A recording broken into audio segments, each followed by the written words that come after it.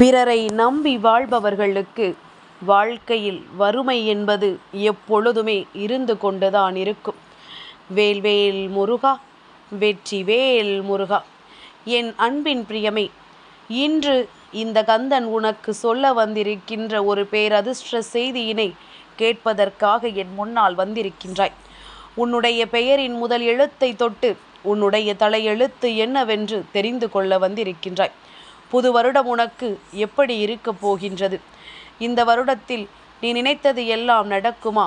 நீ எந்த போன்று விஷயங்களை எல்லாம் இந்த வருடத்தில் நீ எதிர்பார்க்க போகிறாய்? இதையெல்லாம் பெற்றுக்கொள்ளப் போகின்றாய், இதையெல்லாம் இழக்கப் போகிறாய் என்பதை பற்றிய ஒரு முக்கியமான செய்தியினை உனக்கு இன்று உன் அப்பன் கந்தன் நான் கொண்டு வந்திருக்கின்றேன். என் பிள்ளையே, உன்னுடைய தலையெழுத்து இதுதான் என்று நான் சொல்லிவிட்டேன் என்றால் அதன் போக்கில் நீ சென்று விடுவாயல்லவா? தேவையில்லாது எதை பற்றியும் யோசிக்காமல் இந்த வாழ்க்கை உனக்கு என்ன தருகிறது என்பதனை பற்றி மட்டும் நீ சிந்தித்து கொண்டிருப்பாயல்லவா? சுற்றி வருகின்ற ஒவ்வொரு நல்ல விஷயங்களையும் என்னவென்று புரிந்து கொண்டு அது உனக்கு நடப்பது எதனால் என்பதனையும் நீ தெரிந்து கொள்வாய். இத்தனை காலமும் எப்பொழுதுமே நான் உன் அருகில் இருந்து உனக்கான வெற்றிகளை தந்து கொண்டுதான் இருக்கின்றேன். இந்த கந்தனிடத்திலிருந்து உனக்கான நன்மைகள் மட்டும்தான் உனக்கு கிடைத்திருக்கின்றது. ஆனாலும் இனி எதிர்கொள்ளக்கூடிய நாட்கள், எதிர்கொள்ளக்கூடிய சூழ்நிலைகள் எல்லாம் நமக்கு என்னவாக இருக்கும் என்கின்ற ஒரு எண்ணம் உனக்குள் வந்து கொண்டேதான் இருக்கின்றது. ஏதாவது ஒரு காரியத்தை செய்ய நினைத்தாலும் நாம் இந்த புதிய வருடத்தில் அதை தொடங்குகிறோமே, அது எப்படி நமக்கு நடக்கும் என்கின்ற எண்ணம் உனக்குள் உருவாகி கொண்டிருக்கின்றது. உன்னுடைய இந்த எண்ணத்திற்குத்தான் இன்று இந்த கந்தன் உனக்கான நல்ல செய்தியை கொண்டு வந்திருக்கின்றேன். உன்னுடைய பெயரின் முதல் எழுத்தை தொடும் பொழுது நீ என்ன நினைத்தாய்? அப்பா கந்தா, நான் தொட்டு விட்டேன், நீ ஏதாவது ஒரு நல்ல செய்தியை சொல்லிவிட மாட்டாயா? ஏதும் கெட்ட செய்தியை மட்டும் சொல்லிவிடாதே, நான் மனமுடைந்து போவேன் என்று சொல்கின்றாய். இதிலிருந்து என்ன தெரிகின்றது? எதையுமே ஏற்றுக்கொள்கின்ற மனப்பக்குவம் இன்னமும் உனக்கு வரவில்லை என்பது தெரிகின்றது. என்னவாக இருந்தால் என்ன, அதை நீ ஏற்றுக்கொண்டாயானால் நிச்சயமாக அந்த விஷயம்தான் உறுதி என்னும் பொழுது அவர்களுக்கும் அது பெரிதளவில் மனதில் காயங்களை ஏற்படுத்தி விடாது என்பதனை நீ புரிந்து கொள்ள வேண்டும். இப்படி எதற்காக வாழ்க்கையில் என்ன நடக்கிறது என்று தெரியாமல் விழி பிதுங்கி நின்று கொண்டிருக்கின்ற என் குழந்தைக்கு நான் எப்பொழுதுமே உறுதுணையாக இருப்பேன் என்பதனை எடுத்துச் சொல்லத்தான் உன் அப்பன் உன் முன்னால் நின்று கொண்டிருக்கின்றேன். இந்த கந்தனிடத்தில் ஓர் விஷயத்தை நீ சொல்லிவிட்ட பிறகு அது உன்னுடைய விஷயமே கிடையாது, அது இந்த அப்பனினுடைய விஷயம். நான் அதனை நிச்சயமாக உனக்கு சரி செய்து கொடுப்பேன். நான் அதனை உன்னுடைய வாழ்க்கையிலிருந்து நிச்சயமாக நிறைவேற்றி கொடுப்பேன் என்பதனை நீ மறந்து விடாதே. எல்லாவற்றையும் கடந்து இந்த வாழ்க்கை உனக்கு கொடுக்கின்ற ஒவ்வொரு விஷயங்களுக்கு பின்னாலும் நடப்பது எல்லாம் என்னவென்று தெரிந்து என் பிள்ளை, நீ மனமகிழ்ச்சியோடு எப்பொழுதுமே இருந்து கொண்டே இரு. நான் இருந்து நடத்துவதை உன்னால் நிச்சயமாக உணர முடியும்.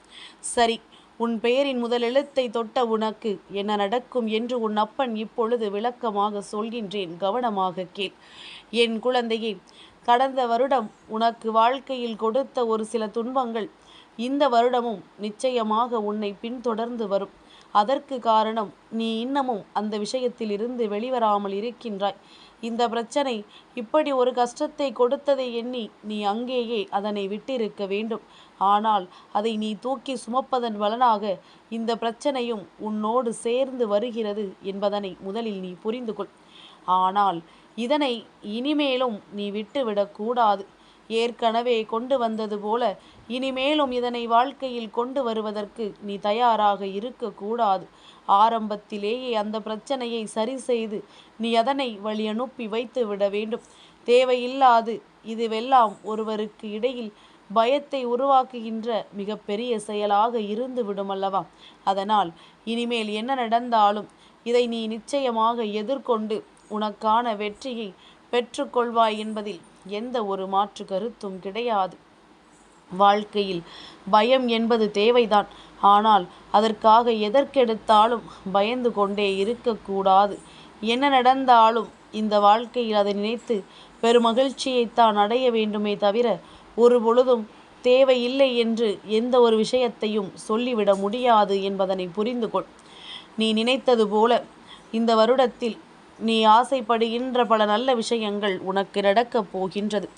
எதிர்பாராத திருப்பத்தை அது உனக்கு கொடுக்க போகின்றது.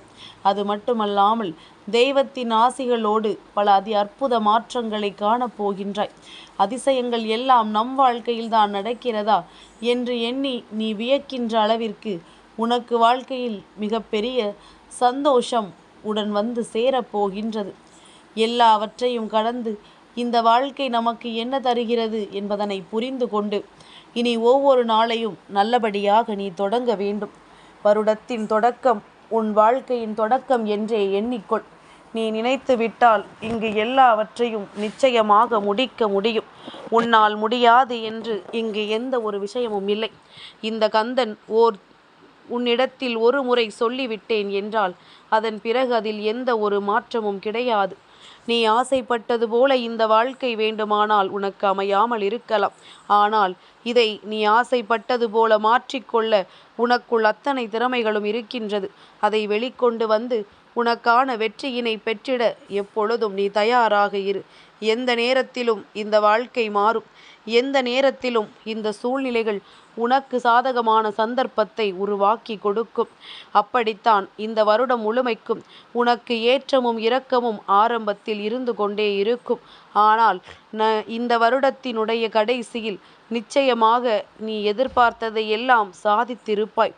உனக்குள் இருக்கின்ற இந்த திறமையானது, உனக்குள் இருக்கின்ற அத்தனை வெற்றி வேட்கையையும் உனக்குள் இருந்து வெளிக்கொண்டு வரும்.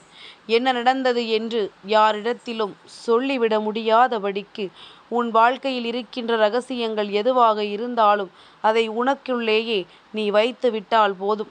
பலகீனமான விஷயங்கள்தான் ஒருவரின் வாழ்க்கையை அளிக்கிறது என்றால் உனக்குள் இருக்கின்ற பலகீனம்தான் உன்னுடைய வாழ்க்கையை கேள்விக்குறியாக நிறுத்தி வைத்திருக்கிறது என்பதனை நீ புரிந்து கொள்ள வேண்டும்.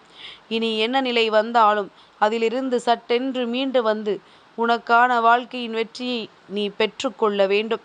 கந்தனிடத்திலிருந்து ஒருவருக்கு அவர் வேண்டிய விஷயங்கள் எல்லாம் கிடைக்கிறது என்றால் அதற்கு காரணம் அவரின் பெயரினுடைய முதல் எழுத்தா?